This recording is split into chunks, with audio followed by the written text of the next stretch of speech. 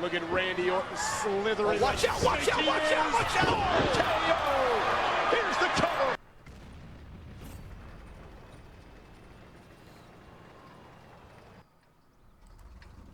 Hey, what's up everyone, we're back with the vid today.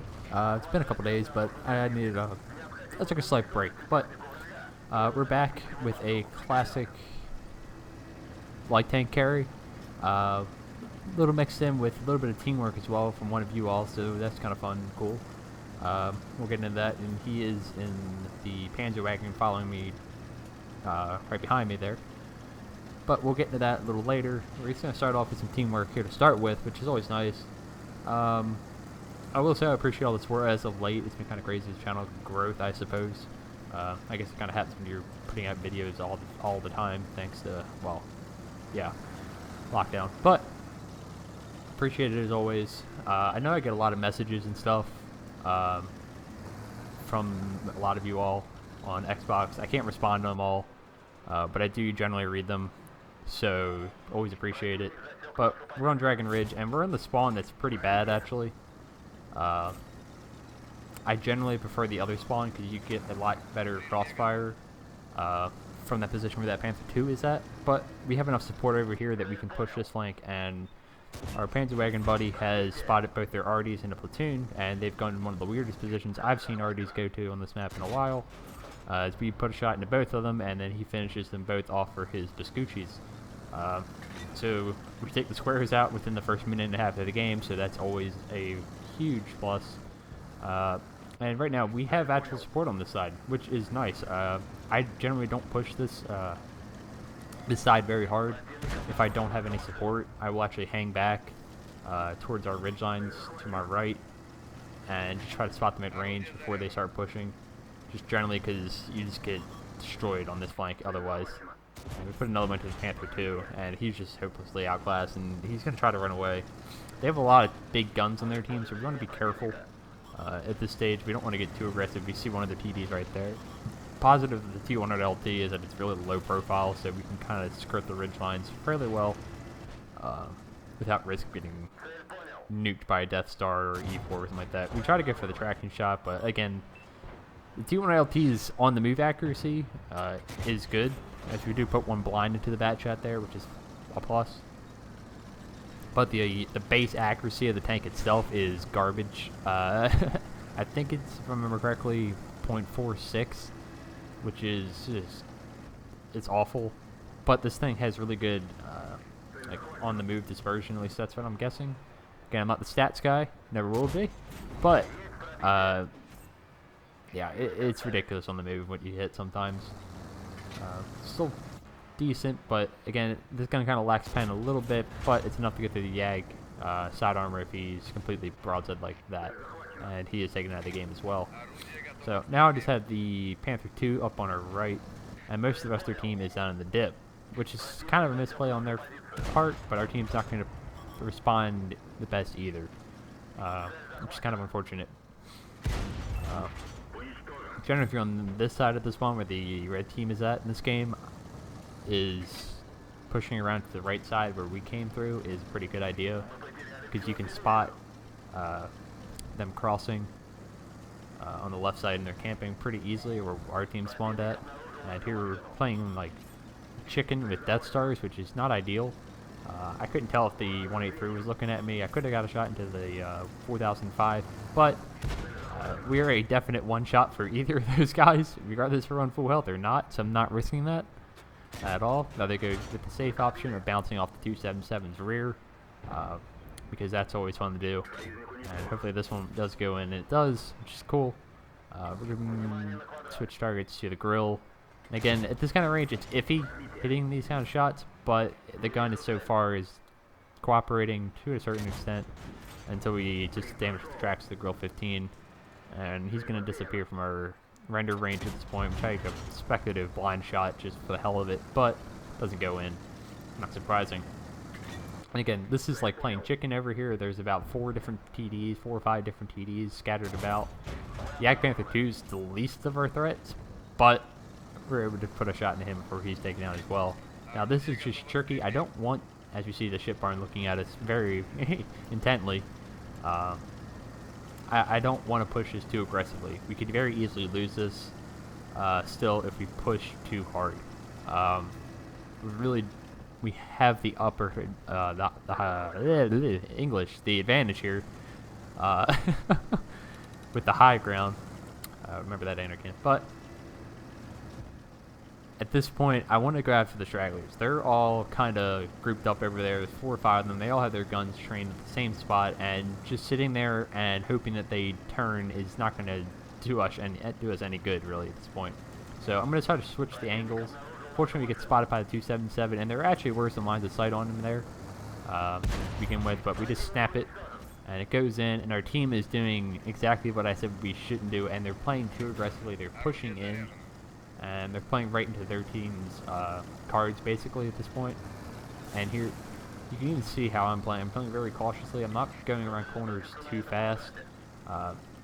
It's very, very easily could, you know, go around a corner and boom, there's the Death Star. Just trying to be as cautious as I can while not sacrificing how I like to play.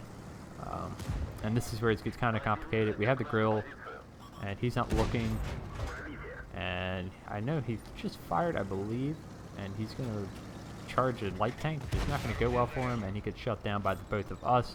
And here's where the teamwork between me and the Panzer Wagon starts to really play into effect. We've both got kind of the same idea. I don't know if he's following me or whatever. He's got the same kind of thought process here. We don't want to be in that corridor area where those other 3 TDs are at. I think it's E4, Death Star, and 4005, along with a 279E, who's not easy for us to pen frontally.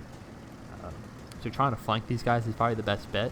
They're all spotted right now as we go full Duke's Phaser through the air. And here that's what I mean. The snapshot ability in this tank is just it's disgusting. It's almost better when you don't aim it. Russia. Right now, we're just trying to put them in kind of a circle, but our mediums are kind of pushing again a little too hard, or they've been caught out in a awkward position. And at this point, what I'm even doing here is a little risky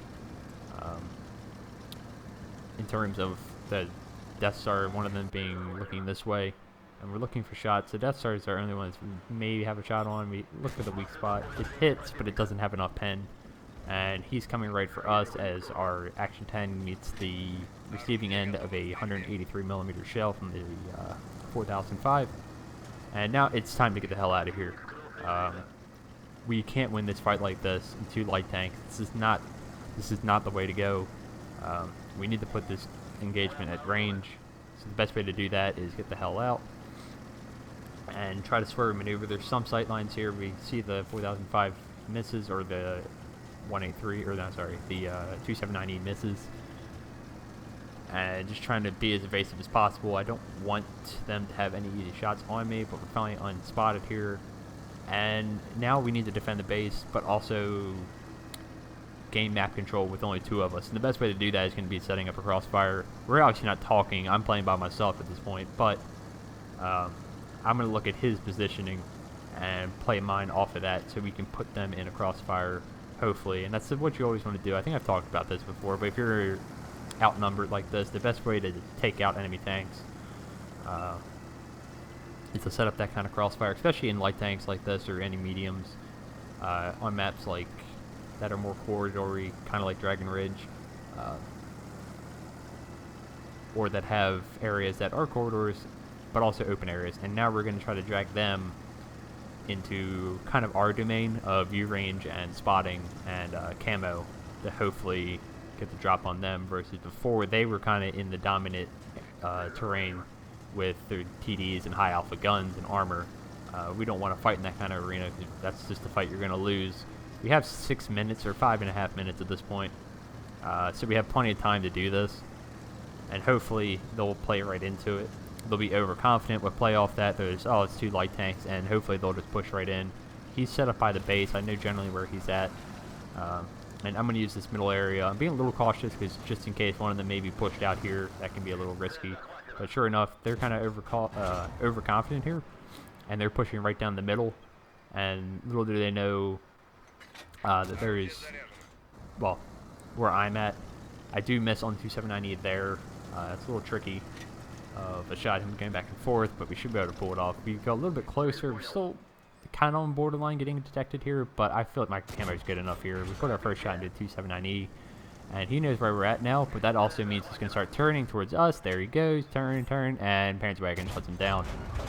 So, awesome moment right there. That gets their armor out of the way. Main armor.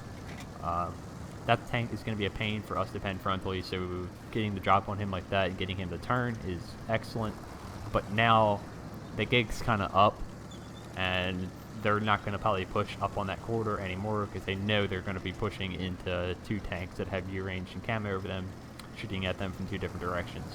So at this point, they're going to probably play more cautious, and we're going to have to rely more on maneuverability and trying to get positioning on them. But they've kind of abandoned their original spot where they were a couple minutes ago, all in that corridor. They're now a little more spread out, I think. I'm just being cautious here again. Just trying to get your range out extended, and sure enough, we do pick up the spot on the 4005, who is kind of separated at this point from the other two, at least that I know of. But so we're able to put one shot into him, which is nice. Leaves him on a 1-2 shot for me, but if we hit both, between the both of us, he's actually a kill. Here we do a little bit of damage to ourselves, but honestly, if any of these tanks hits us, minus the E4, we're basically dead. And even if the E4 hits us, I'm not going to be too happy anyways. So whatever. It's going to be the only damage we take in this game, but yeah. And at this point, I think we're just kind of, it's mainly a feeling out kind of game. Like, where are they at? Where are they kind of set up? And at this point, I don't want to rush in again. I'm always, I love posting these super aggressive gameplays, all that, but sometimes it's just having good patience. You know me, I love being super aggressive in the scouts, but this kind of game against these kind of opponents, it's not going to be a good outcome to just rush in there against these big alpha TDs on a map that kind of more favors their tanks than ours. So we're trying to use this spot over here to our best advantage because, again, it's the best for us in terms of what's good for our light tanks at this stage. We spot the 183 popping up. Ours bounces, his goes in, thankfully. If we do at least get one shot into him, not me, but between the both of us. It's unfortunate ours does not go in. Not running too low on ammo at this point. T100 still has like 43 rounds, I think. So it's not too bad in terms of the ammo department. This time we were a little more careful, drop down the hill, do it sideways so I don't take fall damage. Our buddy over there has gone up a little more aggressively. Not too bad. I think he's hiding in the buildings, which is fine. It's all good. Gives me good cover. And I'm going to go back over here now that we have two of us over here, and hopefully we can maybe catch one of them out. The Death Star looked like we may be able to get shots on him based off where he was going if we push down into this kind of area. And we pick up the spot on the 4005, or he does. Either way, it doesn't matter. And we put one into him, making him an easy one shot. So far, he's killed a couple tanks on our team, so I'm semi-focusing him. But he's also got the least amount of hit points, so that's also another reason. And our buddy in the Panzer Wagon shuts him down for another kill. So now it's his 2v2, and the numerical advantage is even, but the gun advantage is not. But I'm going to take this advantage of view range and nobody spotting me, just to push up onto this hill, take this high ground, and hopefully get the drop on these last two remaining guys. And sure enough, we get the drop on the 183, who's looking down that way. I'm going to try to get one more shot into him by the time he looks up at me. We pull it, and he misses. He snapshots it. I took a bit of a risk there, but I thought it was worth it, and now it's just picking off this E4, which shouldn't be too hard. Him shooting that 183, and if you finish him off for our fourth kill and finish the game off with 10 kills between the two of us for a very nice carry there.